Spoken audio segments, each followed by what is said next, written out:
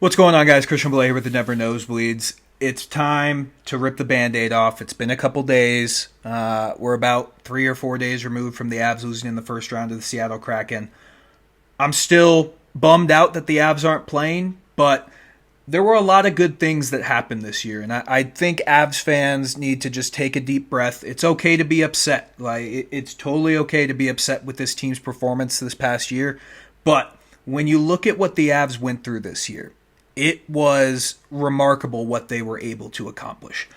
I don't think we've ever seen a championship defending team go through the injuries that the Colorado Avalanche went through this year. You had Cale Makar miss significant time. You had Nathan MacKinnon miss significant time. Gabriel Landeskog didn't play the whole season. Josh Manson missed significant time.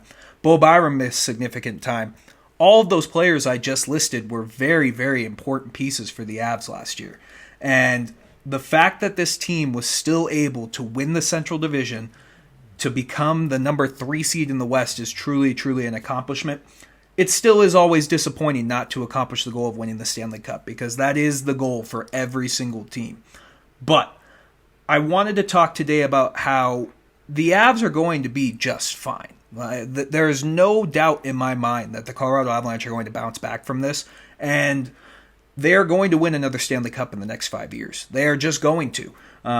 Because this core is locked up for the next 3 years. They have every piece they need here. There is no chance in hell that this team can be as injured as they were last year.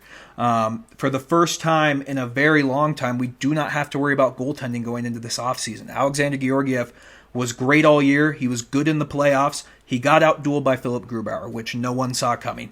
But he still posted a .914 save percentage in that playoff series, which is better than what our goaltenders did last year when we won the Stanley Cup. It just shows that the team did not have the same pieces that they had last year, which we all knew. We all knew going into this year it was going to be a tough year. It was going to be impossible to replace Nazem Kadri. Andre Burakovsky, given all of the shit that he gives, he was a very good player. He recorded a career high in points last year for the Avs. And you lose all those pieces, and you lose Darcy Kemper on top of it. That's very, very hard to replace. And I thought the Avs did an okay job with it. Obviously, Georgiev was fantastic. Evan Rodriguez came in, and he was fantastic. I really hope he signs a contract with the Avs, because he is going to be a very good player for the Avs, and he was arguably one of the better players in the playoffs.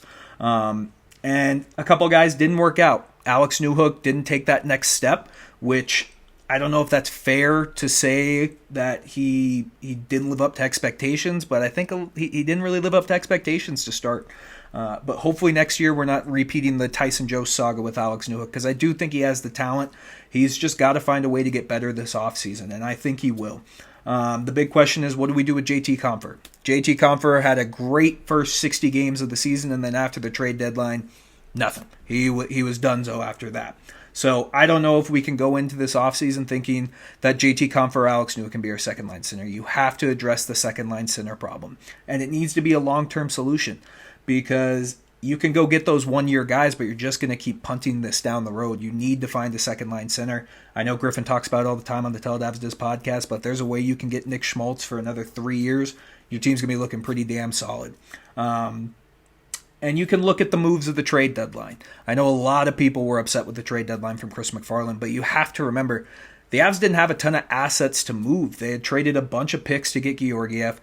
They didn't want to part with their first this year, and a lot of the players the Avs were targeting were gone before the trade deadline even came along. You had Ryan O'Reilly get picked up by the Leafs. You had Bo Horvat get picked up by the Islanders. And if we're being honest, the Avs could not outbid any of those teams that got those players. So if you want to be critical of McFarland, that's fine, but this team is still heading in the right direction. There is still positive momentum going into this offseason, and the Avs will be just fine. They will win another cup in the next 5 years. So just take a deep breath, Avs fans. I really do think a long offseason is going to be good for this team. I don't remember the stat off the top of my head, but the Avs played more games in the past 2 years than the Tampa Bay Lightning did, which is absurd if you think about it, because the first round was just getting started like 2 days ago last year. So they've played a lot of hockey. They need some time to rest and recuperate and get healthy. And the whole Gabe Landeskog thing, we don't know what's going to happen with that. But I do think that the Avs will have a solution for that coming up in the future. And I'm really looking forward to seeing what this team does in the offseason. But those are just kind of my quick 5-minute thoughts of where the team's at, in my opinion. Let me know in the comments what you guys are thinking, because I'm sure there'll be some very rational fans out there who are freaking out. But let's enjoy the offseason, even though it's going to be long and hard. But I can't wait for it, and I can't wait for next season. So until next time, let's go Avs.